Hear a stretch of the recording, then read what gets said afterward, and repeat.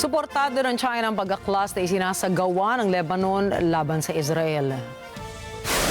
Pagkatapos ng United Nations Summit for the Future 2024 sa New York, ay nag-usap si Chinese Foreign Minister Wang Yi at Lebanese Foreign Minister Abdallah Bouhabib.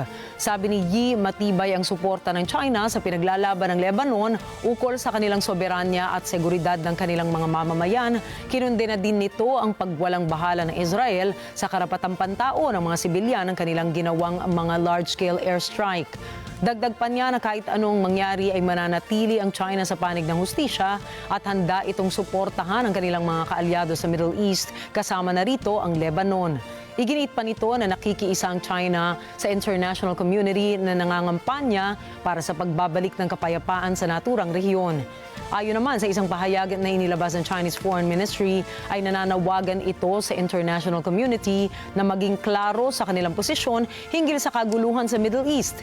Hinimok pa nito ang ibang bansa na samahan sila na manawagan para sa isang permanent ceasefire at tuluyang pag-atras ng mga sundalo ng Israel sa Gaza nang masimulan na ang isang two-state solution. 中方高度关注当前利益紧张局势，对有关军事行动造成大量人员伤亡深感震惊。中方反对侵犯黎巴嫩主权和安全的行为，反对和谴责一切伤及无辜平民的行动。我们呼吁有关方采取措施，立即缓和局势，防止地区紧张局势进一步升级，切实维护中东的和平稳定和人民的生命安全。问黎巴嫩南部和